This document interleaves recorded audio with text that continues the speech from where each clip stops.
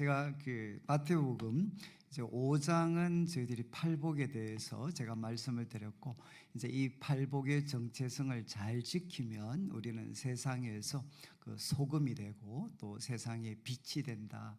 그리고 5장 후반부는 이제 그리스도인의 법입니다. 법. 저희들이 다 살피지는 않았지만 예수님께서 그 십계명을 이제 다시 그 원 뜻에 맞게 새롭게 해석하시면서 이제 옛 사람은 너희에게 이렇게 이야기했지만 나는 너희에게 이르노니 그러시면서 이제 살인에 대해서 또 간음에 대해서 또 우리 맹세하는 것에 대해서 또 보복에 대해서 이제 예수님께서 이렇게 설명을 하셨습니다. 그래서 결론은 너희들의 의가 이제 당시 그 가장 종교적이었던 서기관과 또 바리새인들의 의보다 더 낫지 않으면 이제 천국에 들어갈 수가 없다. 다른 말로 하면 예수님을 우리가 따르고 또 성령의 그 도우심을 받아서 살게 되면 우리는 참 평범한 사람인데 이제 서기관, 당시의 그 신학자에 해당하는 서기관과 또 바리새인들, 평신도 지도자였던 바리새인들보다 더 탁월한 의를 실천하면서 살아갈 수 있다. 이렇게 예수님께서 교훈을 하셨습니다. 그리고 6장도 저희들이 살피지는 않았는데 앞에는 이제 그리스도인의 경건 생활, 그러니까 구제와 또 기도 그리고 금식에 대해서 설명을 하시면서 하나의 그 원칙입니다. 사람에게 보이려고 하지 말고 엄밀히 보시는 하나님 앞에 우리가 기도하고 구제하고 금식해야 된다. 이렇게 이제 교훈을 하셨고, 특별히 이제 주기도문, 제가 한번 참 시간이 나면 이 주기도문 주님께서 이렇게 기도해라. 그래서 우리가 기도하실 때마다 여러분이 이 주님께서 가르쳐 주신 이 기도의 순서대로 한번 기도해 보시면은 이제 참 우리 기도 생활이 이렇게 풍성해질 수가 있습니다. 그리고 이제 6장 후반부는 이제 그리스도인과 돈입니다. 돈, 물질에 대해서 우리 예수님의 제자들은, 그리스도인들은 어떤 자세를 가져야 되는가? 결국 두 가지를 교훈하셨는데, 하나는 보물을 땅에 쌓아두지 말고 하늘에 쌓아두라. 그러니까 참 보물을 땅에 쌓아두지 말고, 여기는 도둑도 많고 시간이 지나면 가치가 떨어지는 좀과 또 녹으로 이렇게 가치가 훼손되니까 이제 땅에 쌓아두지 말고 결국 이제 물질을 가지고 하나님과 이웃을 섬기는 이제 보물을 하늘에 쌓아두어라. 그리고 또 하나 금하신 것은 무엇을 먹을까 마실까 입을까 이제 염려하지 마라. 염려하는 대신에 먼저 그분의 나라와 그분의 의를 구하면 이제 하나님께서 모든 것, 먹을 것, 마실 것, 입을 것, 모든 것을 다하여 주실 것이다. 이렇게 예수님께서 교훈을 하셨습니다. 그리고 이제 오늘 살피는 우리 7장 이제 1절부터 이제 12절 말씀은 이제 그리스도인의 그 공동생활입니다. 그러니까 부인할 수 없는 것은 이제 신앙생활은 혼자 하는 것이 아니고 우리는 같이 이렇게 하게 되어 있습니다. 같이. 특별히 우리 이제 교회라는 공동체로 모여서 우리가 신앙생활을 하는데, 아마 우리 성도님들한테 이 교회는 이중적인 그런 하나의 그 감정, 좀 이중적인 마음을 가지고 있습니다. 하나는 뭔가 하면 우리한테는 이제 생명보다 어쩌면 더 소중할 수 있는 가장 귀한 공동체입니다. 저도 이제 모태신앙 어릴 때부터 태어나면서부터 교회 속에서 이제 지금까지 자라왔기 때문에 뭐 교회는 뭐 저한테는 모든 것이다라고 해도 과언이 아닌, 그런데 저만 아니라 우리 성도님들한테 교회는 가장 소중한 공동체입니다. 그렇지만 또 하나 부인할 수 없는 것은 교회는 우리 성도들에게 가장 무거운 짐입니다. 짐. 가장 무거운 짐이고 고민입니다. 고민. 그래서 이제 필립 얀시라고 우리 미국에서 우리 복음주의권의 이제 우리 작가 중에는 가장 그 대표적이었던 분인데, 그분이 교회에 대한 책을 쓰면서 제목이 뭔가 하면 교회 나의 사랑 나의 고민. 정말 잘 지었지 않습니까? 교회는 나의 사랑이고 또 교회는 나의 고민이다. 고민. 어떻게 하면 참 이 교회를 우리가 하나님이 참 기뻐하시는 그리고 또 참여하는 모든 사람들에게 정말 천국을 경험하게 해주는 그런 참 공동체로 세워질 수 있을까? 그런데 이제 저희들이 아마 신앙생활을 하면서 이제 교회는 결국은 참 교회는 여러 가지 문제들이 참 많습니다. 그리고 모순도 많고 또 한계로 참 교회가 가득 차 있다. 이것은 이렇게 부인할 수가 없습니다. 이제 그러다 보니까 결국 어떤 문제가 생기나 교회에는 오면 한계도 많고 모순도 많고 또 잘못된 것들도 참 많이 보이니까 결국 이제 우리 예수님을 따르는 참 신실한 분들은 뭐 마음을 나쁘게 먹어서가 아니라 어쩔 수 없이 한 번은 비판을 하게 됩니다. 이거는 뭔가 좀 고쳐야 되지 않는가. 그래서 우리는 이 비판하는 자세를 이제 가지지 않을 수가 없습니다.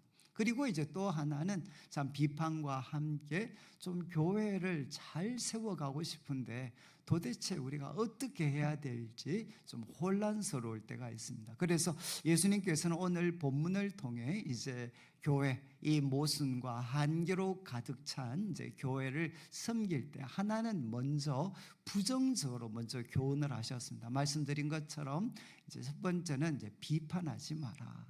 비판하지 말도록 말씀을 하셨고, 그리고 이제 7절부터 시작을 해서 12절까지는 이제 적극적입니다. 그러면 무엇을 해야 되나? 이 모순과 한계가 많은 공동체를 위해서 우리가 대접하기 위해서 하나님 앞에 구하고 찾고 두드려야 된다라는 것을 이제 오늘 말씀을 통해 이제 교훈을 하고 있습니다. 그러면 먼저 내용을 좀 보면 1절을 한번 보시면 이렇게 교훈을 하셨습니다. 이제 비판을 하지 마라. 그런데 이유를 뭐라고 했습니까? 비판을 받지 아니하려면 이제 웬만하면 비판하지 마라. 그리고 2절도 같은 말씀이죠. 너희가 비판하는 그 비판으로 너희가 비판을 받을 것이다.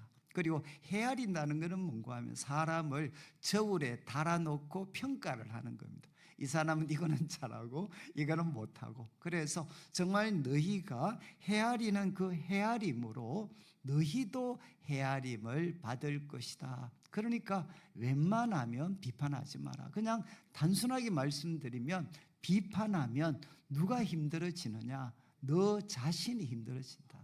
너가 힘들어지니까 웬만하면 비판하지 마라. 이렇게 말씀을 하셨습니다. 여러분들 저를 좀 보시면 제가 이렇게 소시적인 비판을 잘했을 것 같습니까? 못했을 것 같습니까? 저는 아주 이렇게 비판적인 사람이었습니다. 그래서 제가 이제 그 고등학교 때 참 저는 그 중학교 때까지 제가 어렸을 때 다녔던 그 모교회 목사님은 참 점잖은 분이셨어요. 아주 인자하시고 참 점잖은 분이셨습니다. 그래서 이제 성도님들이 참 이렇게 목사님을 좋아하고 존경을 했습니다. 그런데 목사님께서 좀 갑작스럽게 이제 유학을 가시게 됐고 그 후에 이제 새로운 목사님이 오셨는데 스타일이 정반대셨어요. 목사님은 아주 이제 와일드하고 그리고 아주 막 공격적이고 도전적이고 뭐 그러다 보니까 좀 표현이 그런데 제 스타일하고 안 맞았어요. 그래서 이제 제가 중학교 때부터 이게 목사님이 너무 힘들더라고요. 그래서 저는 그때는 아마 옛날 분들은 기억하실지 모르겠는데 옛날에는 중고등부 학생들도 대예배도 참석을 하고 또 오후 예배, 밤 예배 다 참석을 했던 적이 있습니다.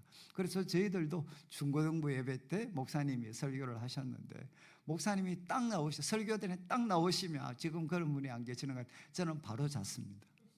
그리고 이제 목사님 설교 마치시면 눈 뜨고 집에 오고. 그러니까 저는 참 그런 생활을 한 3년 이상을 했습니다. 근데 제가 이제 중학교, 고등학교 다 회장을 했거든요.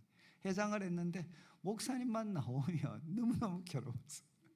그래서 우리 목사님께서도 아마 힘드셨던지 저희 집에 오셔서 우리 어머니 보고 참 아들 교육을 좀 잘 시키라고 이제 그렇게 이야기하셨어요. 그래서 제가 참 기억이 나는 거는 고등학교 3학년 이제 학력고사, 옛날에 학력고사잖아요. 지금은 수능이지만 이제 과거 학력고사 시험 끝마치고 이제 지방 대구였기 때문에 중고등부 이제 연합수련회가 있었습니다. 연합수련회, 이제 그 교회들 이제 노회에서 주관하는 연합수련회가 있었는데, 그때 이제 그 강사로 오신 목사님이, 제가 제일 존경하는 이제 목사님께서 그때 강사로 오셨어요. 강사로 오셔서 제가 이제 고3 시험도 마쳤고 해가지고 그 집회를 참석을 했었는데, 근데 그때 설교 내용은 잘 기억이 나지 않습니다. 그런데 그 목사님께서 이제 설교 마치실 때, 이제 예배를 마치실 때 갑자기 이런 제안을 하셨어요. 이제 혹시 우리 중고등부 학생들 중에 혼자 기도하기가 좀 어려운, 근데 기도는 해야 되겠는데 혼자 기도하기 어려운 우리 청년 청소년들이 있으면 예배 마치고 나서 기다리면, 그러면 자기가 이제 목사님께서 한 분 한 분을 위해서 기도를 해 주겠다, 이렇게 이제 제안을 하셨어요. 그래서 참 얼마나 좋은 기회입니까? 제가 존경하던 그 훌륭한 목사님이 이제 중고등부, 누가 중고등부 애들을 막 그렇게 기도의 자리로 초대를 하시겠어요. 그래서 저도 꼭 한번 목사님 만나 뵈야 되겠다. 다른 교회셨지만, 그래서 이제 쭉 그때 많은 학생들이 기다리고 있었고, 그리고 이제 제 순서가 돌아왔습니다. 그래서 목사님이 저한테 질문을 하셨습니다. 학생, 내가 뭘 위해서 기도를 해줄까? 이렇게 질문을 하셨습니다. 근데 그때 제가 이제 뭐라고 말씀하셨느냐, 목사님, 저는 우리 담임 목사님 얼굴 보기가 너무 어렵습니다. 우리 목사님 얼굴 보기가 정말 싫습니다. 제가 어떻게 해야 되겠습니까? 이렇게 제가 정말 말씀을 드렸어요. 만약에 여러분, 저도 지금 담임 목사인데 다른 교회 우리 중고등부 학생이 하나 와가지고 야, 기도 제목이 뭐야? 그랬는데, 목사님, 우리 교회 목사님 얼굴이 보기가 싫습니다. 그러면 아마 제가 좀 혼을 아마 냈을 것 같아. 그런데 그 목사님께서 학생, 내가 알았어, 그래 같이 기도하자, 그러면서 이제 기도를 하셨는데, 벌써 이제 그 기도를 제가 받은 지가 40년이 지났는데도 아직도 그 기도문은 제가 기억을 하고 있습니다. 그때 그분이 뭐라고 기도하셨느냐, 하나님, 이 학생에게 비판할 수 있는 지혜를 주셔서 감사합니다, 이렇게 기도하셨어요. 저는 그 다음에 두 번째 기도가 뭐냐, 두 번째 기도가 이렇게 하죠. 목사님, 하나님, 그런데 그 비판할 수 있는 지혜에다가 하나님 사랑을 더해 주십시오, 이렇게 기도하셨어요. 저는 그 기도문이 사실은 저를 살렸다고 해도 과언이 아닙니다. 저는 아마 그때 목사님이 저를 꾸중하는 기도를 아마 하셨더라면 저는 아마 교회를 떠났을 수도 있는 것 같아요. 근데 그때 그분이 참 제가 이렇게 비판할 수 있는 그 부분에 대해서 참 존중을 해주셨어요. 비판을 할 수 있는 지혜를 주셔서 참 감사합니다. 그런데 그 비판할 수 있는 지혜에 하나님 사랑을 더해 주십시오 라고 기도를 했습니다. 그런데 이제 나중에 제가 철들어서 성경을 보니까 다 그게 성경에 있는 말씀이었어요. 지식은 사람을 교만하게 하고 사랑은 덕을 세우나니. 여러분, 바울이 고린도전서에서 교훈하셨던 그 말씀대로 목사님이 기도를 해주셨습니다. 저는 참 목사님께 감히 그런 말씀, 그런 기도에 부탁을 드릴 만큼 저는 참 비판적인 사람이었습니다. 비판적인 사람이었고, 그리고 특별히 제가 이제 대학을 다녔던 80년대는 우리 청년들한테 너는 과연 어떤 사람이 되고 싶으냐라고 질문을 한다면 그때 합의가 된 모습은 뭐냐? 비판적 지식인이 되는 거였어요.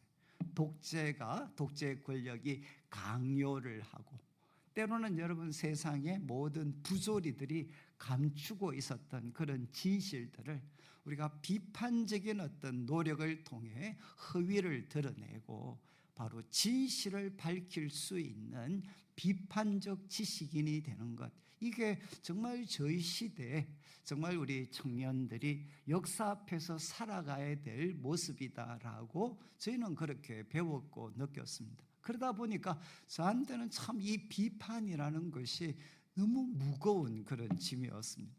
그리고 이제 제가 참 이렇게 대학을 가서 저는 어제 말씀드린 것처럼, 오늘 아침 오전에 말씀드린 것처럼 성경이 하나님 말씀이라는 것을 확신을 하고, 그리고 그 말씀을 배우고 익히는데 좀 제 삶을 이렇게 헌신을 했습니다. 그리고 그 말씀을 통해 야, 하나님은 이런 분이셨구나. 그리고 하나님께서 나에게 이런 걸 원하시는구나. 성도들에게 이런 걸 원하시는구나. 그러니까 한편으로는 너무 좋은데 누구하고 점점 자꾸 거리가 생겼느냐. 태어날 때부터 저하고 같이 교회를 다녔던 친구들과 함께 있는 게 점점 힘들어졌어요. 왜냐하면 정말 제가 이제 서울에서 성경을 공부하다가 고향에 내려가면 제 친구들은 여전히 옛날에 다 교회에서 같이 놀았잖아요. 교회에서 뭐 당구도 쳤고 뭐 여러 가지 게임도 하고, 그런데 그런 과거에는 함께 했던 게임 이런 것들이 하나도 즐겁지 않고, 아니 이 귀한 시간에 젊은 친구들이 뭐 하는 짓인가 이게. 아니 하나님 말씀을 배우고 익히고 나누는 것도 지금 부족한 판에 이렇게 교회 다니는 친구들이 모여서 매일 놀고 게임하고 이게 뭐야? 그래서 참 저한테는 힘들었던 게 뭔가 하면 말씀을 가까이 하고 하나님을 가까이 하면 가까이 할수록 성도들과 가까워져야 되는데, 과거 어릴 때부터 같이 교회 생활, 신앙생활 했던 친구들과 자꾸 거리가 생겼어요. 그러니까 참 마음에 너무너무 이렇게 참 힘이 들었습니다. 오늘 예수님께서 먼저 교훈을 하셨던 것은 뭔가 하면 웬만하면 비판하지 마라. 그리고 다른 사람 판단하지 마라. 왜냐하면 너가 비판을 받고 판단을 받는다. 여러분 제가 이제 뭐 초, 중, 고 그다음에 대학부 할 때도 제가 행정국장이라고 회장 같은 역할을 했는데, 저는 이 역할을 할 때마다 참 제가 이해가 안 됐던 게 있습니다. 그게 뭔가 하면 저 정말 열심히 했고 헌신적이었습니다. 그런데 저를 비판하는 사람들이 참 많았어요. 저를 비판하는 사람들이 참 많았습니다. 그리고 이제 특별히 내수동교회 대학부라는 곳에서 제가 이제 그때 행정국장이라는 걸 맡아서 할 때 제가 했던 역할이 뭔가 하면 광고를 하는 거였어요. 이제 우리 설교하시기 전에 광고를 한 3분 정도 하는 거였는데, 제가 여러분 그 광고를 어떻게 준비했느냐, 매주일 전심을 금식하면서 그 광고문을 준비를 했습니다. 장을 했으니까 여러분 한편으로는 은혜가 되시는 것 같지만, 여러분 그 광고문이 얼마나 비장했겠습니까? 아니 금식을 하면서 어떻게 하면 교회에서 하는 이 행사들을 우리 참 이렇게 교회 지체들한테 잘 소개를 하나, 은혜롭게 소개를 해줄 수 있을까, 금식을 하면서 준비를 했으니까 얼마나 이게 무게가 있었겠어요. 그래서 한 몇 달 지나고 나니까 교회에 다 돌아다녔던 농담 중에 하나가 뭔가 하면 우리 교회는 설교가 2개다. 하나는 전도사님이 하시는 설교가 있고, 전도사님 앞에 3분 동안 제가 광고하는 것이 또 하나의 설교다라고 할 정도로 저는 그렇게 설교를 이제 광고문을 준비를 했습니다. 그런데 그 광고를 한번 하고 나면 소위 이 상대방들이 보이지 않는 그 무언의 반응들이 있잖아요. 그 반응들을 저는 너무 견디기가 어려웠습니다. 난 정말 소위 진실을 말하고 있는데, 공동체를 좋은 방향으로 이끌고 가기 위해서 진실을 말하고 있는데 왜 사람들은 나를 이런 눈으로 바라보는 거야. 그래서 저는 참 이렇게 제가 이렇게 회장을 하거나 할 때마다 언제나 참 비판하는 사람들이 많았습니다. 그런데 제가 이 말씀을 읽다가 갑자기 웃음이 나왔어요. 제가 비로소 왜 이렇게 비판하는 사람이 많은가, 이제 이유를 알게 된 거죠. 제가 왜 저를 비판하는 사람들이 그렇게 많았겠습니까? 제가 깡그리치 비판을 했거든요. 제가 항상 비판을 하고 제가 판단을 했으니까, 야, 이제야 내가 이유를 알았다. 그래서 제가 그때 이 말씀을 통해 사람들이 나를 이렇게 비판하고 헤아렸던 이유는 내가 그대로 했기 때문이구나. 그래서 제가 그때부터 이걸 조금씩 내려놓기 시작을 했습니다. 조금씩 내려놓기 시작을 하니까 정말 그것만큼 다른 사람들이 저를 향한 비판과 헤아림이 점점 줄어드는 걸 느꼈어요. 그래서 먼저 예수님께서는 첫 번째 비판하지 말라고 하신 이유는, 야 그러면 네가 힘들다, 네가 자, 그 다음에 이제 3절 말씀을 보시면 두 번째는 내용에 대한 건데, 이제 두 번째는 내용에도 문제가 있다는 겁니다. 어찌하여 형제의 눈 속에 있는 티는 보고 내 눈 속에 있는 들보는 깨닫지 못하느냐. 이 3절 말씀이 정말 이렇게 중요한데, 여러분 저는 이제 어릴 때부터 우리 아버님도 장로님이셨고 또 친구들 아버님도 다 장로님 이런 교회 중직자들이셨어요. 그래서 우리가 중고등부 때 이제 교회에서 재직회를 한다. 그러면 저는 집사는 아니지만 우리가 졸은 뒤에 이렇게 은밀한 곳에서 숨어서 다 봤습니다. 재직회 하는 거를. 그런데 꼭 이제 재직회 하는 걸 숨어 보면서 내기를 했어요. 내기. 무슨 내기 했겠습니까? 오늘 싸울까 안 싸울까? 오늘 어르신들이 싸울까 안 싸울까? 이렇게 친구들끼리 내기를 했어요. 내기. 근데 내기를 하고 있는데 근데 오늘 간만에 조용하신 것 같아. 그런데 이제 오늘은 또 조용하게 지나가시네 그러시는데 꼭 누가 나타나나, 정말 점잖게 생기신 집사님 한 분이 이제 의장 그러면서 손들고 일어나셔요. 그리고 무슨 말씀을 하시느냐, 제가 웬만하면 참으려고 했는데 이 말씀을 하셔요. 그러면 우리가 뒤에서 박수를 치면서 야, 이제 싸움이 시작됐다.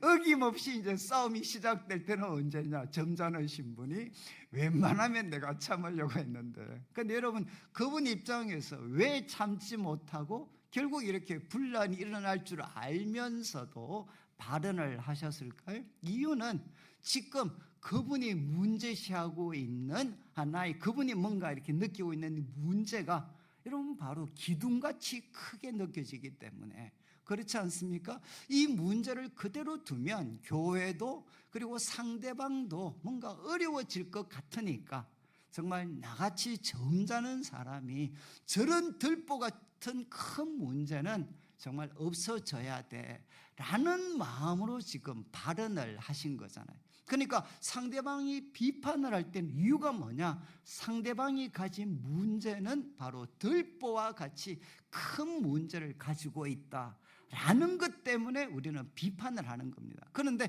다시 한번 3절을 비춰주시면 예수님의 말씀은 뭐냐, 바로 너가 문제시하고 있는 상대방의 한계, 그 상대방이 가진 문제는 들보가 아니고 뭐라는 겁니까? 티에 불과하다. 티에. 반대로 들보와 같이 큰 문제, 여러분 들보는 기둥 위에 얹는 거잖아요. 그 기둥 위에 얹는 들보같이 큰 문제는 사실은 비판하는 너의 눈 속에 있는 거다.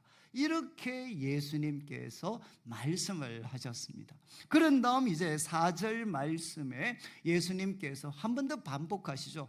보라, 내 눈 속에, 너의 눈 속에 들보가 있는데 어찌하여 형제에게 말하기를 나로 내 눈 속에 있는 티를 빼게 하라 하겠느냐. 야, 정작 너의 눈 속에 들보가 있는데 어떻게 상대방의 눈에 있는 티를 빼게 하라고 그렇게 말할 수 있느냐. 그러면서 5절 말씀에 이제 우선순위를 잡아주셨습니다. 예수님께서는 비판하지 말고 무엇을 하라고 하셨느냐, 바로 외식하는 자. 여러분, 외식은 이 고대 연기하는 겁니다. 그러니까 연극할 때 가면을 쓰고 연기하는 것이 바로 외식입니다. 외식. 그러니까 외식은 결국 무엇이냐, 두 얼굴이죠. 두 얼굴. 여러분, 가면을 쓰고 연기하는, 외식하는 자여. 그러면서 뭐라고 말씀하셨느냐, 우선순위가 너의 눈 속에서 들보를 빼라. 너의 눈 속에서 들보를 빼라. 이것을 먼저 하고 그 다음 무엇을 하느냐, 이제 눈 속에서 들보를 뺐으니까 이제 밝히 보이잖아요. 밝히 보이니까 형제의 눈 속에서 밝히 본 다음에 형제의 눈 속에 있는 티를 빼주어라. 이렇게 예수님께서 우선순위를 바로 잡아주셨습니다. 제가 이제 이 말씀을 보고 나서, 제가 아까도 농담 삼아 관상 이야기를 하셨는데 제가 말씀을 드렸는데, 여러분 제가 저 관상을 좀 보는 거는, 이런 비판하는 사람들이 보통 얼굴이 어떨까요? 이 눈소리가 어떠실 것 같아요? 한번 상상을 해보시죠. 이 눈앞에, 눈에 이 들보 같은 게 눈을 막고 있습니다. 그런데 상대방의 눈 속에 있는 티를 봐야 돼. 이거 한번 해보시겠어요? 눈에 여기에 이제 지금 들보 같은 걸로 중간을 막아놓고 옆에 조금 틈이 생겼잖아요. 그 양쪽에 있는 작은 그 틈을 가지고 상대방에게도 상대방의 눈에 있는 티입니다. 티. 그 티를 보려 그러면 얼마나 집중하고 헌신해야 되겠어요. 그러면 어떻게 될까? 이 눈이 자꾸 양쪽으로 찢어지는 거죠. 여러분, 그래서 제가 이제 비판하는 사람들은 대부분 어떻습니까? 눈초리들이 찢어져 있습니다. 왜? 아니, 지금 들보가 막고 있는데 그 양쪽에 좀 있는 그 틈을 가지고 상대방에 있는 티를 발견을 해야 되니까 얼마나 집중하고 헌신을 해야 되겠습니까? 지금 예수님께서는 이제 우리한테 비판하지 말라고 말씀하시면 두 번째 이유가 무엇이죠? 인식이 잘못됐다는 겁니다. 너가 지금 문제시하고 있는 상대방의 한계는 그것은 들보가 아니고 티에 불과하다. 정작 네가 문제 삼아야 되는 그 들보 같은 큰 문제는 상대방에게 있는 게 아니고 비판하고 있는 너의 눈 속에 있는 거다. 그래서 예수님은 정리해 주셨습니다. 비판하고 싶을 때는 언젠가, 여러분, 상대방의 눈에 있는 티를 먼저 뺄 때가 아니고 비판하고 싶을 때는 너의 눈 속에 들보가 있을 때니까 너의 눈 속에 있는 들보를 먼저 빼라. 이렇게 예수님은 정리를 해 주셨습니다. 저는 이제 참 이렇게 그 설교에 대해서 저는 정말 그 어려움을 많이 가졌습니다. 저는 원래 전공이 이제 물리학이었다가 이제 갑자기 신학교를 가서 이제 신학교 간 지 한 석 달 정도 만에 이제 내수동교회 대학부라는 곳에서 설교를 했습니다. 설교를. 그러니까 뭐 설교 뭔지도 저는 성경 공부는 혼자서 많이 했지만 이걸 설교로 어떻게 표현해야 되는지를 몰랐습니다. 그러니까 3년을 설교했는데 지금 우리 집 사람이 와 있는데 설교만 하고 나면 항상 저보고 했던 말이 뭐냐, 당신 설교는 일단 길고 그리고 시끄럽고 그리고 내용이 없고, 그래서 이제 저보고 했던 말이 설교는 호러블의 테러블이다. 그래서 했던 저한테 주었던, 평생에 저한테 주었던 지침이 뭔가 하면 내용에 자신이 없으면 빨리 끝내어서 은혜를 끼쳐라. 이게 이제 우리 집 사람이 저한테 했던 이야기였고, 설교만 끝나고 나면 싸웠어요. 집에 가면서 설교만 끝나고 나면. 그런데 제가 이제 설교를 해가지고 내수동교회가 제가 전도사 될 때 한 200명 가까이 됐습니다. 그런데 제가 3년 동안 설교하고 나서 이제 내수동교회 대학부가 120명이 됐습니다. 그런데 더 참 힘들었던 거는 제가 그만두고 석 달 만에 다시금 180명이 됐어요. 그러니까 저는 누군가 하면 대학부를 말아먹은 사람이었어요. 그러니까 저는 그만큼 제가 정말 3년 동안 모든 에너지를 다 쏟아서 설교 한번 잘해보려고 노력을 했는데 그게 안 되더라고요. 저는 아무리 발부동을 쳐도 안 됐어요. 그러다가 제가 이제 그 난지도라고, 여러분 아시겠죠? 여기 지금 서울에 지금 이제 그 하늘공원, 상암동에 하늘공원 축구 경기장 들어선 곳이 과거에 쓰레기 매립지였잖아요. 그래서 제가 83년도에 난지도라는 곳을 우연히 갔다가, 저도 이제 대구의 비산동이라는 곳에서 살았습니다. 여러분, 제일 대구에서 좀 어려운 사람들이 사는, 그래서 왜 비산동인가? 워낙 못 사니까 이름이라도 비싸게 짓자.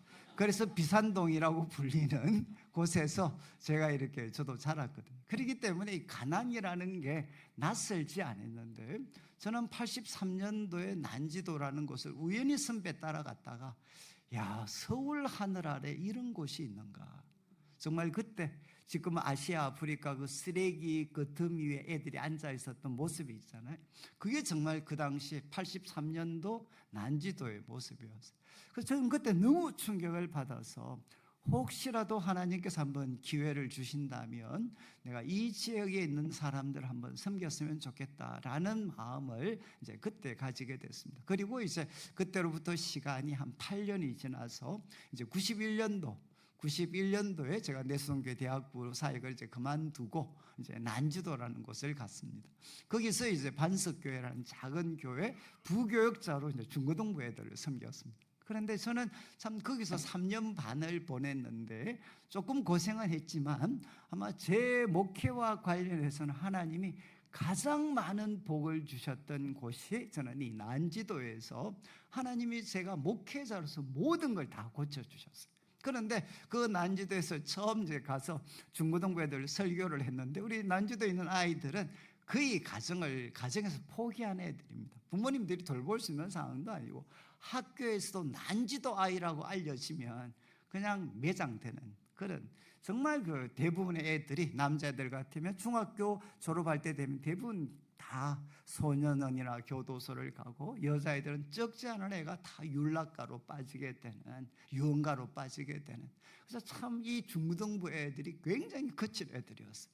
그런데 제가 이제 거기 가서 처음 이제 설교를 했죠. 설교를 하니까 좀 과장을 하면 애들이 앉아있질 않아요. 설교를 하는데 그냥 다 돌아다니고 그냥 처음부터 끝까지 그냥 돌아다니더라.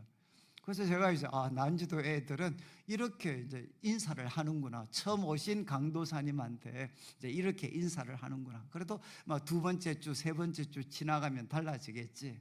그래서 이제 뭐 이해를 하고 그 다음 주 또 설교를 했어요. 또 애들이 돌아다녔어요. 그리고 한 달이 지난 또 설교, 또 애들이 돌아다녔어요. 앉아있질 않고 다 돌아다녔어요. 그러니까 안 그래도 제가 설교 때문에 상처를 받았는데 이 아이들도 나를 무시하는 것 같았어요. 그래서 그때 제가 이제 욕을 몇 마디 하고 나와버렸어요. 예배 드리다가 앉아있질 않으니까. 그래서 너무 화가 나가지고, 그래서 이제 그 난지도 그 쓰레기 더미 이제 그 주위를 이렇게 한 바퀴 삥 돌았어요. 돌면서 제가 이제 하나님께 막 너무 억울하고 이래가 기도를 막 했어요. 하나님, 도대체 뭐 하십니까? 나 정말 좋은 마음으로 이 난지도까지 와서 내가 이 어려운 애들 좀 돌보겠다고 설교를 하는데, 그러면 하나님도 우아하게 하늘에만 앉아 계시지 말고 아니 좀 내려와서 애들도 좀 앉히고 뭐 손발이 맞아야 되지. 아니 하나님, 저는 이렇게 좋은 마음으로 하시는데 뭐 하십니까? 막 그러면서 이제 하나님께 막 원망하는 그런 기도를 막 드렸어요. 근데 그때 정말 하나님께서 제 인생에 잊을 수 없는 한마디를 해주셨어요. 뭐라고 하셨는가 하면, 야 이놈아, 내가 네 설교 들어도 돌아다니겠다. 이거는 제가 평생에 잊을 수 없는 정말 말씀입니다. 내가 네 설교 들어도 돌아다니겠다. 야, 그러니까 아니 위로는 못 해주시면 이거 욕이지 않나요? 아니 하나님, 정말 이 너무 심한 거 아닙니까? 아니 제가 그래도 그때 내수동교회 대학부를 말아먹었지만, 그래도 제가 그때도 제가 청년들한테 가서 다른 교회 뭐 제가 강사로도 많이 뛰고 그랬거든요. 아니 내가 설교 그렇게 하나님을 내가 돌아다니게 할 만큼 그렇게 못하는 거 아니지 않습니까? 그때 이제 하나님께서 저한테 도전을 하셨어요. 야, 너 도대체 애들한테 무슨 설교했냐? 한 달 동안 무슨 설교했냐? 여러분, 제가 그 한 달 동안 무슨 설교했겠습니까? 애들 데리고 무슨 설교했을까요? 제가 무슨 설교했느냐? 얘들아, 불란서 혁명은 어떻게 일어난 줄 아니? 그리고 러시아 혁명은 어떻게 일어난 줄 아너? 야, 밑바닥에 있다고 포기하면서 살면 안 돼. 야, 강철같이 단련되어서 이 모순된 세상을 한번 바꿔야지. 한번 깨트려야지. 그리고 제가 입만 열면 민족적, 역사적, 경제적, 사회적 이 적적자가 빠지면 제가 말이 안 됐던 사람이었어요. 그러니까 그때 제가 비로소 알게 됐습니다. 애들이 정말 이렇게, 여러분 우리 예수 믿는 사람들한테는 예배 시간에 돌아다니는 이거는 끔찍한 잘못이지 않습니까? 끔찍한 잘못. 여러분 이거는 바로 내가 볼 때는 정말 들보같이 큰 문제가 애들한테 있는 거 아닌가요? 그런데 저는 그것 때문에 하나님 앞에 이렇게 투정을 부렸을 때 하나님께서 저한테 알려주신 건 이 말씀대로, 야 지금 진짜 들보같이 큰 문제는 저 아이들한테 있는 게 아니고 바로 너한테 있는 거야. 너한테. 저는 그때서야 비로소 애들이 떠들고 돌아다니는 게 저 때문이라는 것을 그때 처음 제가 인정을 하게 됐어요. 그리고 제가 이제 하나님 앞에, 하나님 접수를 하겠습니다. 그러면 제가 이제 어떻게 해야 됩니까? 도대체 내가 어떻게 설교를 해야 됩니까? 그때 하나님께서 저한테 이제 교훈해 주신 게 딱 이 말씀이었어요. 야, 애들이 떠들고 싶은 생각이 안 나도록 설교해라. 애들이 떠들고 싶은 생각이 안 나도록 한번 설교해봐. 저는 정말 제가 그 후에 난지도 3년을 더 있었는데 3년 동안 저는 뭐 빈민사역 아무 기억이 없어요. 저의 모든 관심은 이 한마디. 어떻게 하면 내가 정말 애들이 떠들고 싶은 생각이 안 나도록 설교를 할 수 있을까? 그때부터 이제 소위 투쟁이 시작이 됐습니다. 그래서 그 다음 이런 계시를 제가 받았지만 그 다음 주 열심히 설교 준비해서 설교했을 때 애들이 잘 들어줬을까요? 아니면 계속 돌아다녔을까요? 계속 돌아다니죠. As always. 그냥 뭐 이전과 똑같이 애들은 돌아다녀. 근데 이제 저는 놀랍지 않습니다. 왜?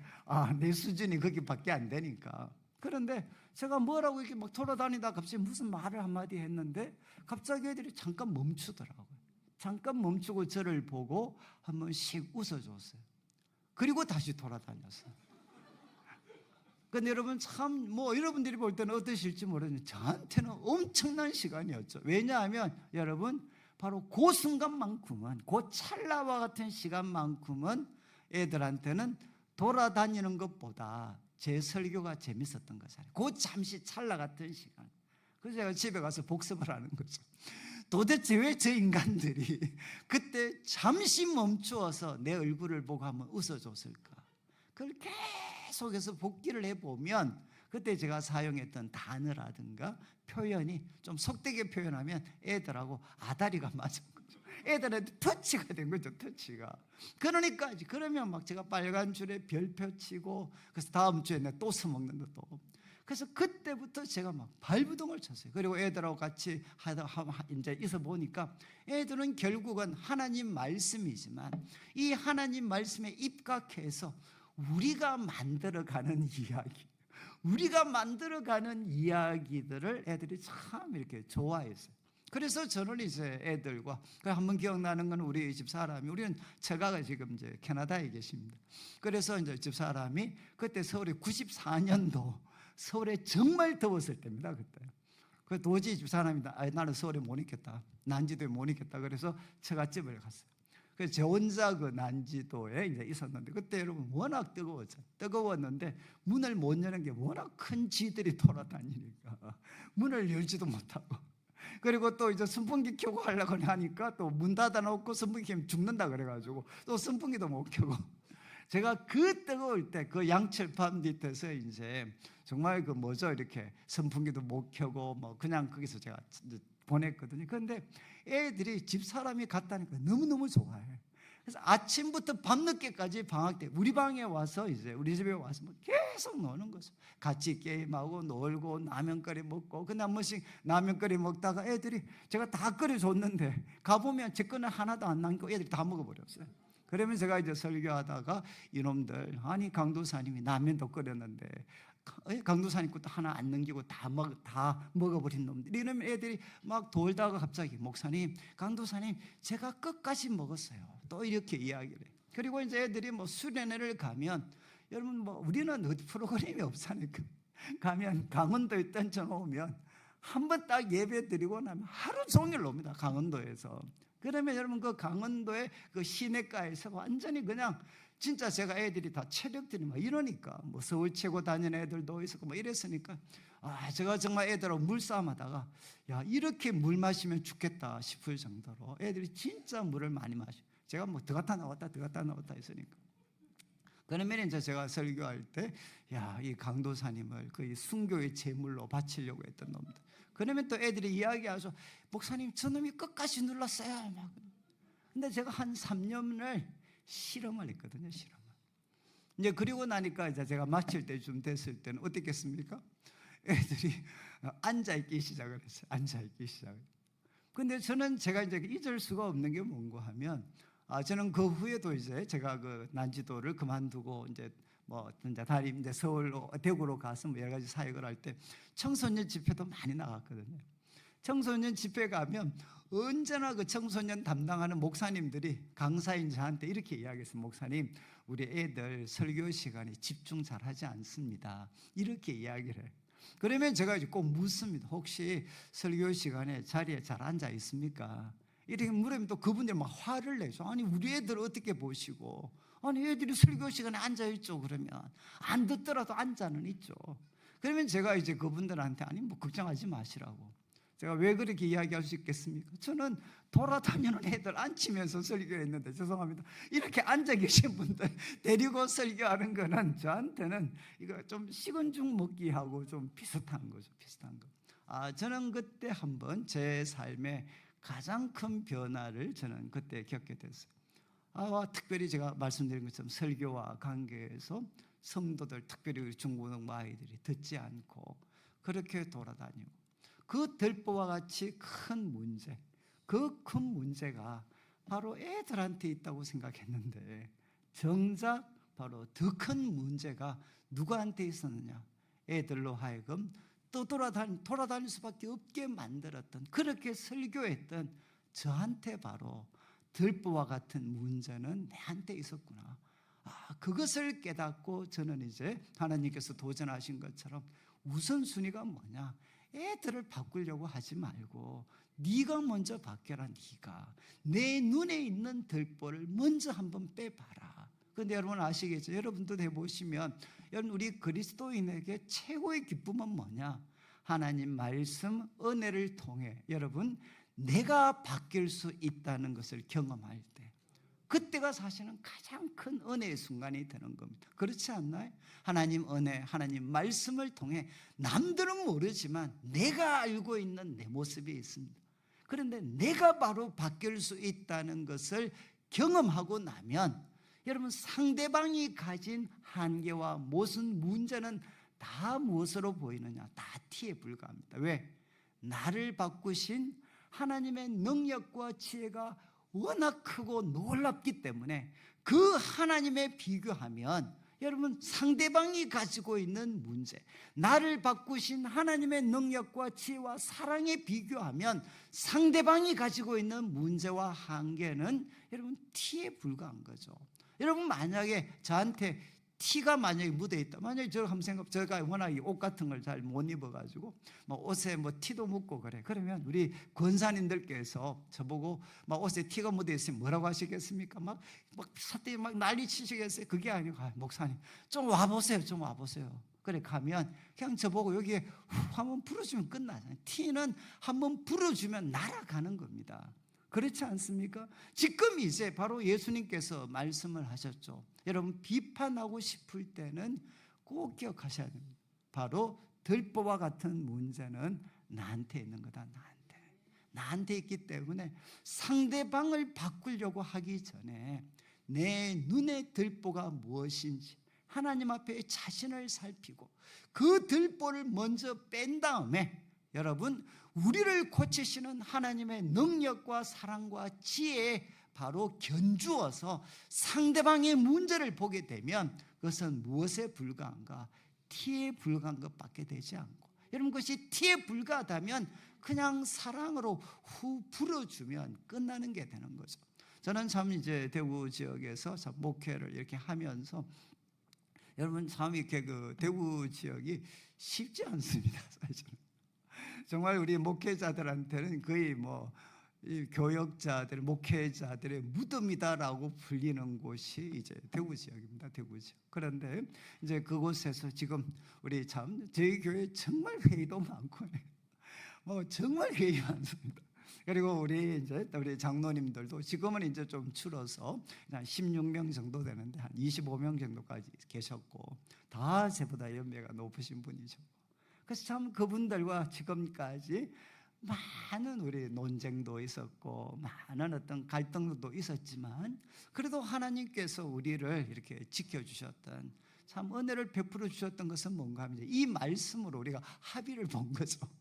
뭔가 하면 장로님들이 저를 비판하고 싶을 때나 내가 장로님들을 비판하고 싶을 때 우리 성경을 통해서 볼 때 지금 들보와 같은 문제는 바로 나한테 있으니까 언제 우리가 상대방한테 문제 제기를 해야 되느냐? 그 문제가 티와 같이 작게 보일 때까지, 그때 우리는 어디 머물러 있어야 되느냐? 하나님 앞에 머물러 있어야 된다. 하나님 앞에. 저는 이제 제 개인적으로 여러분 우리 한국교회가 진짜 갈등이 많잖아요. 저는 대학 시절도 그랬고 또 제가 있었을 때 우리 내수동교회도 그랬고 제가 그 위에 선교단체 간사도 하고 했었는데 정말 가면 소위 싸우고 있습니다. 소위 이렇게 노선투쟁을 하는 거죠. 우리 청년들은 모이면 복음 전도에 힘을 써야 되나, 사회 참여에 앞장서야 되나, 매일 그것 때문에 끝도 없이 싸우고, 여러분 그때 싸웠던 싸움을 지금도 똑같이 하고 있죠. 똑같이. 정말 이제는 갈라져서 여러분 과거 우리 보네프가 여러분 미친 사람한테 기관차 이거 열차 맡길 수 없다. 핸들 맡길 수 없다. 여러분 그게 누가 제일 좋아했던 말이냐? 저희들 대학 다닐 때는 소위 진보 진영에서 가장 좋아했던 말이었어요. 근데 지금은 이제 극우 쪽에서 이 표현을 제가 쓰는 걸 보면 한 번씩 섬뜩할 때가 많아요.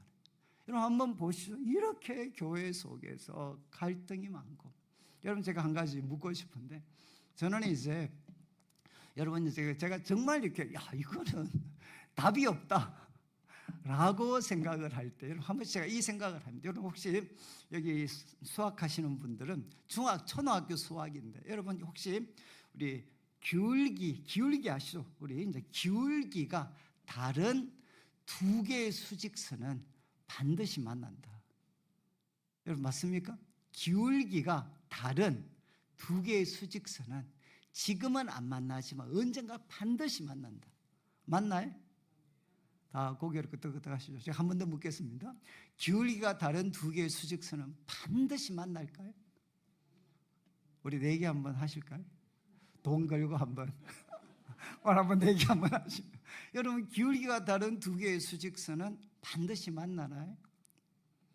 여러분 반드시 만나죠. 그런데 언제만 만나나 2차원일 때는 반드시 만나요. 근데 이게 3차원이 되면 여러분 이렇게 되면 안 만나죠. 그렇잖아요. 차원이 달라져 버리면 2차원일 때 통용되었던 진리가 여러분 3차원이 되면 달라질 수가 있습니다. 차원이 달라지면 제가 왜 이 말씀을 드리느냐? 여러분 2차원 공간에서는 절대로 양립할 수 없는 두 개의 사실이 바로 차원이 달라지면 얼마든지 공존할 수가 있는 거죠. 여러분 우리한테는 어떤 차원이 묻습니까? 바로 우리 물리학 같으면 XYZ축에다가 시간이라는 T축이 붙었을 때 바로 4차원 상대성이 나타난 것처럼 여러분 지금 만약에 우리들에게는 여러분 똑같은 거에다가 기도하면 하나님이라는 새로운 차원이 거기에 첨가가 되게 되고 여러분 하나님의 관점에서 이 문제를 바라보게 되면 인간적인 관점에서는 절대로 같이 갈 수 없었던 사람이 차원이 달라지면 언제나 우리는 같이 갈 수 있는 가능성이 열리게 됩니다. 저는 이제 제가 청년들을 섬기면서 우리 청년들 중에 진짜 통제 안 되는 애들 많거든요. 그러니까 완전 막 이 말을 해도 얼마나 못되게 하는 애들이 있는지 그냥 이 속을 뒤집는 애들이 있어요. 뒤집는. 그래서 제가 한 번씩 같이 회의하다가 오늘은 내가 목사의 쓴맛을 한번 보여주마. 내가 한번 축복권 저주권을 다 발동해서라도 오늘은 내가 한번 끝장을 보여주겠다. 내가 근데 그렇게 생각했다가 여러분 뭐 뻔하잖아요. 싸우고 나면 또 난리 날 거니까. 근데 이제 이 말씀이죠. 비판하고 싶을 때는 내 눈에 들보가 있을 때야. 그러면 제가 막 억울하잖아요. 하나님 저놈 말하는 거 한번 들어보십시오. 아니 내가 지금 들보 같은 문제가 나한테 어디 있겠습니까? 저렇게 말하는 놈한테 있지. 근데 제가 이제 이 말씀을 기억하고 이제 화장실 같은 데 좀 가서 애들한테 양해를 구하고 화장실 가서 이제 세수 한번 하고 하나님 내가 진짜 억울합니다. 내가 저런 이야기 듣는데 그런데 또 예수님께서는 정말 비판하고 싶을 때는 너 눈 속에 들보가 있다 그랬는데 내한테 뭐 잘못한 게 있습니까? 내 눈에 뭐 들보가 있습니까? 막 이렇게 따져보면 근데 정말 놀랐거든. 하나님 보여주시는 게 있어요. 애들 저렇게 말하지 마. 너한테 바로 이런 문제가 있잖아. 하나님 갑자기 이제 제 문제를 보여요. 그러면 제가 정말 이렇게 접수를 하고 하나님 죄송합니다. 그리고 제가 이제 가서 애들하고 이제 분위기를 바꾸죠. 그래 미안하다. 내가 막 부족해서 미안하고 근데 그래서 내가 잘 받아들여서 내가 한번 잘 소화를 해볼 테니까 우리 같이 한번 좀 잘 내가 부족한데 잘 좀 너가 이해를 해라. 뭐 이렇게 이야기. 그러면 갑자기 분위기가 바뀌어요. 근데 제가 이제 한 5년 정도 지금 있는 이제 내일교회 청년들을 섬기다가 제가 유학을 갔었는데 근데 그때 정말 아이들이 이제 한 명 한 명이 엽서를 적어서 저한테 코팅을 다 보내줬거든요. 그런데 그 내용 중에 대다수가 뭔가 하면 목사님 제가 언제 이렇게 제가 목사님 말씀을 잘 듣게 된 줄 아십니까? 그러면서 다 하나같이 쓴 게 뭔가 하면, 목사님 그때 회의 때 기억나시죠? 그러면서 하는 말이, 그때 목사님은 틀림없이 저한테 화를 내셔야 되는데, 근데 그때 화를 내시지 않고 오히려 목사님이 자신의 그런 부족한 거 인정하고, 나를 존중해 줬을 때, 나를 정말 존중해 주셨을 때, 그때 자기가 이분 이야기는 좀 잘 들어야 되겠다라고 자기들이 결심을 했다는 거예요. 여러분, 제가 사실 지금까지 이렇게 목회를 쭉 하면서 여러분, 저를 지금까지도 가장 잘 도와주고 계셨던 분들은 누구겠습니까? 역설적으로 과거에 저를 가장 힘들게 하셨던 분들이 대다수십니다. 근데 그때 정말 그분들의 이야기가 아팠지만, 오히려 그분들 이야기, 그 비판 속에 또 저의 어떤 그 분노 속에, 정말 나한테 될 바가 있지, 비판하고 싶은 나한테 될 바가 있으니까 그것을 표현하기 전에 먼저 나를 하나님 앞에 돌아볼 수 있는 기회를 가지게 됐을 때, 그때 하나님께서는 저도 바뀔 수 있도록 해주셨고, 또 그 사람도 얻을 수 있는 그런 기회를 허락해 주셨습니다. 이제 마지막 한 가지만 말씀드린 7절부터 한번 보시면, 이제 적극적으로는 우리 예수님께서 구하라 그러면 주실 것이요, 찾아라 그러면 찾아낼 것이고, 문을 두드려라 그러면 열릴 것이다. 그리고 또 8절 이제 후에 봅니다. 구하는 이마다 아무 제한이 없어요. 구하는 이가 누구든지 간에 바로 받을 거다. 찾는 이가 누구든지 찾아낼 것이고, 두드리는 이에게는 열릴 것이다. 또 9절부터 11절까지 비유를 드십니다. 구하면 반드시 주신다는 것을 우리에게 알려주시기 위해서 아들이 떡을 달라고 하는데, 여러분, 떡을 달라는데 돌을 줄 부모가 누가 있냐?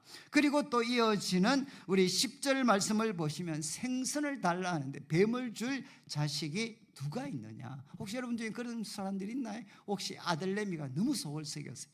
오늘 이 자식 내가 한번 본때를 보여주겠다. 그래가지고 밥 속에다가 돌을 딱 넣어가지고 애들이 밥맛이 먹다가 갑자기 이빨 와작해. 그러면 우리 엄마가 깔깔깔깔 웃는 이런 사이코 엄마들이 계시나요? 그러고 이 자식들 워낙 속색이니까 오늘은 고등어 굽는 척하면서 거기에 뱀 한 마리 넣어놓고 딱 끄집었는데 그냥 뱀이 막 기어나오고 애 막 넘어가도록, 이거 즐거워할 우리 부모님들이 계시나요? 아무도 없죠. 그러면서 이어지는 우리 11절 말씀에, 너희가 악한 자라도 좋은 것으로 자식에게 줄 아는데 하늘에 계신 너희 아버지께서 구하는 자에게 좋은 것으로 주시지 않겠느냐? 하나님은 반드시 주신다는 거예요. 그런데 7절 말씀을 한 번만 좀 더 비춰주시면, 여러분, 여기에 구해라, 찾으라, 두드려라 라고 말씀하셨어요. 이 구절은 기도에 대해서 가장, 기도하면 반드시 응답해 주신다를 대표하는 말씀입니다. 그런데 여러분, 이 세 가지 동사, 구해라, 찾으라, 두드려라, 이 동사 중에 여러분 말로 하는 게 무엇이죠? 여러분, 기도는 말로 하는 거잖아요. 여러분, 이 구절은 기도 응답에 대해서 가장 대표적인 말씀인데, 구하라, 찾으라, 두드려라. 여러분, 이게 말로 하는 거는 뭡니까? 세 가지 다 말로 하는 건가요? 그게 아니죠. 구하는 거, ask, 이건 부탁하는 거니까 말로 하는 겁니다. 그렇지만 seek, 찾는 거는 무엇이냐? 여러분, 못 찾는데, 잃어버려서 못 찾는데 그걸 입으로 찾나? 이거는 남자와 여자분들의 해결책이 달라요. 여러분, 여자분들은 손과 발로 찾지만 남자들은 양말 어디 있어? 그리고 시계 어디 있어? 남자분들은 어쩌면 말로 찾을지 모르겠습니다. 그러나 정상적인 사람이라면 손과 발로 찾습니다. 여러분, 문을 두드리는 거예요. 아무리 노력해도 내 힘으로는 찾을 수가 없어요. 그러면 전문가의 도움이 필요합니다. 그러면 그 사람한테 여러분 도움을 구하는데 문을 두드릴 때 여러분 말로 하나요? 그게 아니죠. 손과 발로 노크를 합니다. 제가 왜 말씀을 드리느냐? 저는 오랫동안 기도와 관련해서 제 가장 큰 고민은 무엇이었느냐? 여러분, 기도와 행동은 도대체 어떻게 연결이 되나? 여러분, 기도는 말로만 하는 거라고 저는 생각을 했는데, 우리 이 예수님 말씀에 비춰보면 말로만 하는 게 기도가 아니라, 여러분, 하나님은 분명히 답을 준비해 놓으셨으니까 그것을 찾는 행동도, 그리고 사람들로부터 찾아내지 못하면 문을 두들겨서라도, 신뢰를 무릅쓰고 문을 두들겨서라도 여러분, 하나님이 준비하신 답을 반드시 우리는 찾아낼 수가 있다는 거죠.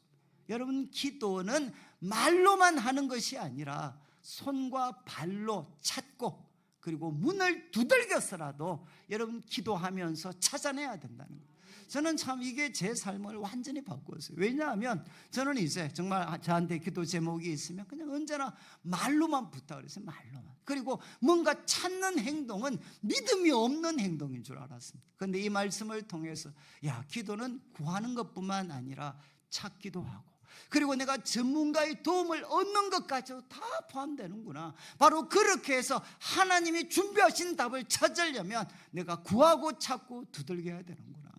제가 그래서 지금도 저는 이제 우리 아이들이나 진로에 뭐 문제가 있으면 이제 하나님께 열심히 기도하고다 마느냐, 애들은 열심히 찾습니다. 여기에 있냐, 뭐가 있냐, 온갖 사이트 다 뒤지고 막 그러다 보면 정말 포인트가 나와요.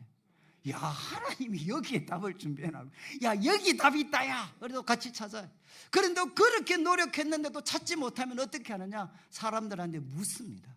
물어서 전문가들의 도움을 통해서 여기에 이런 방법이 있고 이런 방법 쭉 이야기 들으면 갑자기 하나님께서 응답을 해주셔요. 바로 이거잖아. 내가 준비해 놓은 답이 바로 이거야.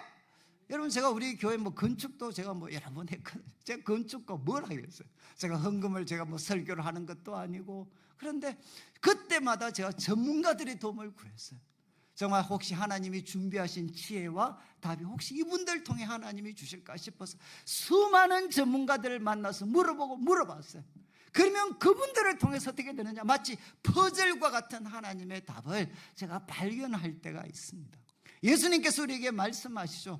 구해라, 찾아라, 두드려라. 그러면 하나님이 반드시 우리들에게 좋은 것을 주신다는 겁니다. 근데 마지막 한 가지만 말씀드리면 12절을 보시면 하나님은 반드시 주십니다. 그러면 어디 사용해야 되겠습니까? 그러므로 무엇이든지 남에게 대접을 받고자 하는 대로 너희도 남을 대접해라. 이것이 율법이요 선지자니라. 여러분, 구하고 찾고 두들겨서 어디 사용해야 되겠습니까? 어디에 사용해야 되겠습니까? 바로 내가 대접을 받고 싶은 대로 남을 대접하는, 우리가 교회 적용을 한다면 부족함과 연약함이 있는 바로 우리 교회를, 성도들을 대접하기 위해서 구하고 찾고 두드리는 자가 되셔야 된다는 거죠. 여러분 한번 보시죠. 우리 한국 사회는 여러분 이제는, 제가 우리 어렸을 때 제가 다녔던 우리 모교의 목사님께서 한번 설교 때 이런 말씀하셨어요. 자기는 기도 제목이 있다. 하나님 앞에 정말 간절한 마음의 소원이 있는데 그 기도 제목이 뭔가 하면 우리 교회에도 사자 달린 사람이 한 명이라도 있으면 좋겠다. 무슨 말씀인지 아시겠죠?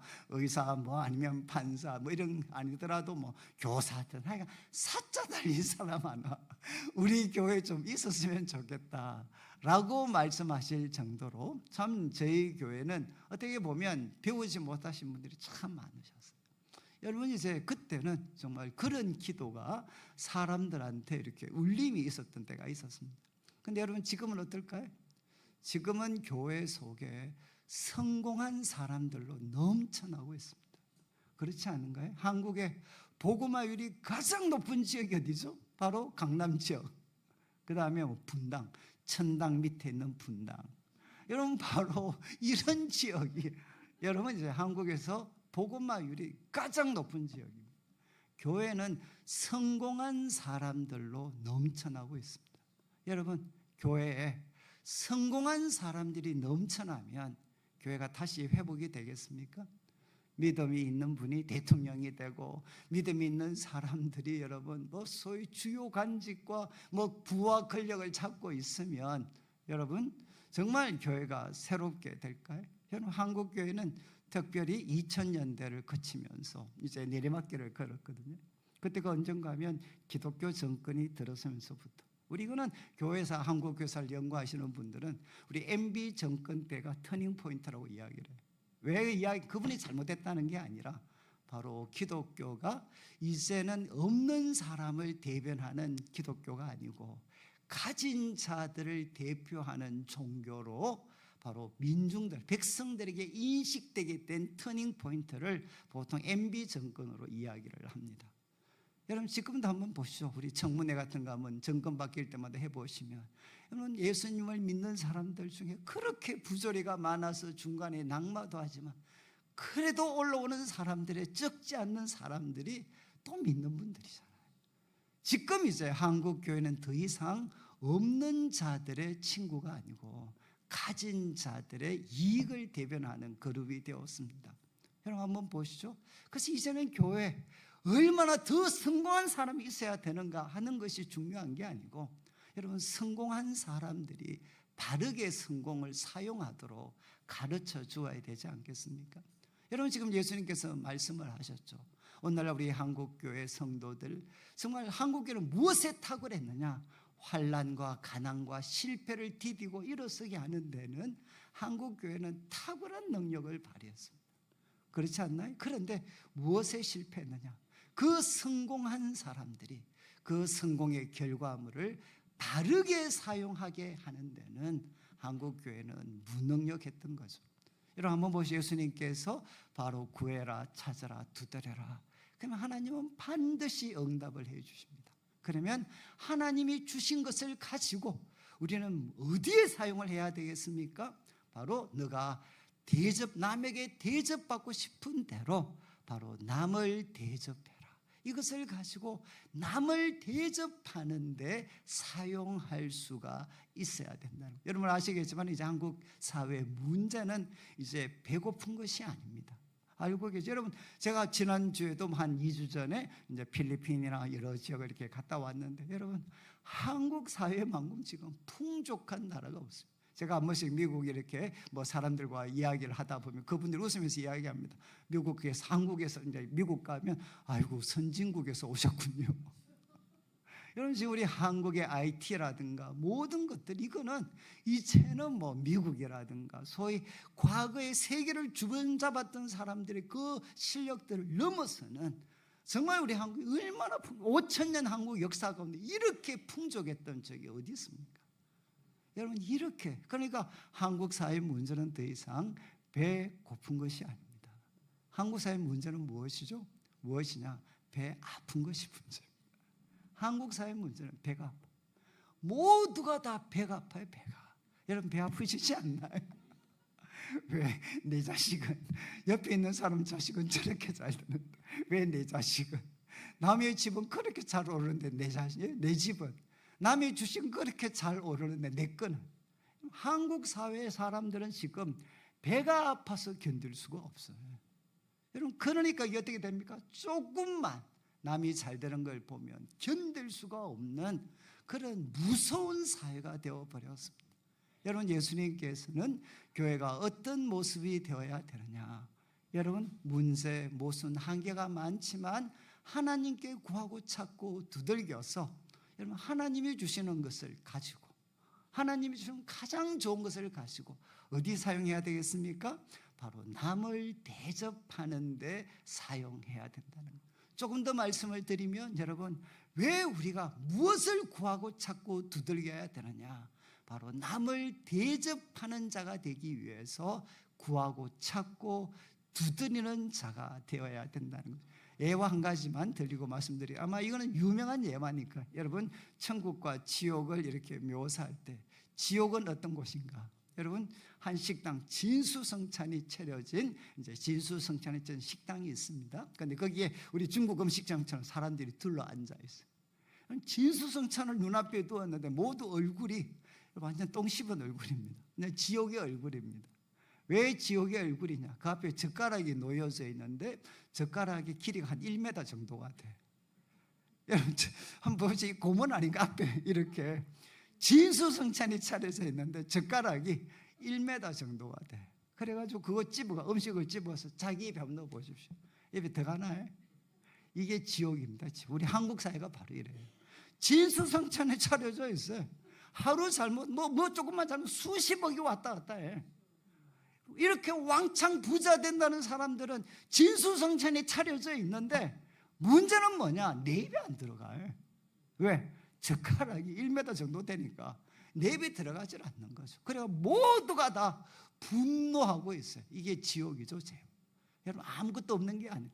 진수성찬이 눈앞에 있는데 내 입에 들어오지 않는 것. 이게 지옥이죠, 지옥.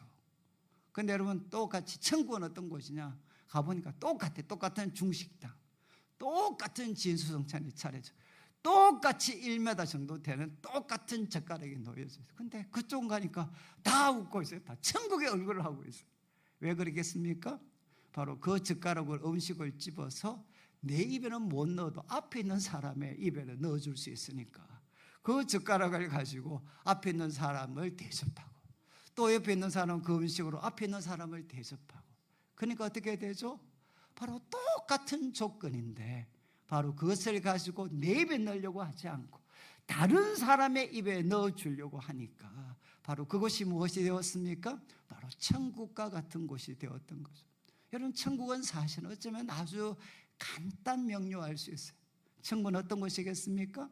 바로 남을 대접하는 공동체, 남을 대접하는 곳이 바로 천국입니다. 여러분, 바로 주님께서 천지 만물을 창조하시고 인간에게 두 가지 계명 주셨잖아요.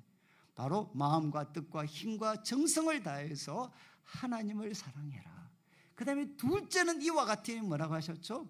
내 이웃을 내 몸과 같이 사랑해라. 너를 사랑하는 게 아니라 내 이웃을 내 몸과 같이 사랑하면, 그리고 그들을 대접하면 어떻게 되겠습니까? 바로 내가 그들을 대접하면 그들도 나를 대접하게 되어서 바로 그것이 무엇이냐? 하나님이 바로 만들어 가시는 천국같이 아름답고 행복한 곳이 되는 것. 교회는 바로 이것을 보여주는 것이라는 것. 내 생각과 다르다고 비판하고 단절하는 것이 아니라, 여러분, 하나님이 주신 나의 작은 것 가지고도 바로 남을 대접하고 섬기는 일에 자신의 삶을 드리게 될 때 바로 그 공동체는 무엇이 되느냐? 천국같이 행복하고 바로 아름다운 공동체가 된다는 것. 오늘 말씀을 마무리하면서 저는 우리 성도님들께서 성동중앙교회 이렇게 지금까지도 충성되이 섬기셨는데, 여러분, 주님 오실 때까지 제가 하나 예언할 수 있는 것은 성동중앙교회는 완전할 수가 없습니다. 여기에는 여전히 문제도 있고 한계도 있고 갈등도 있을 수 있습니다.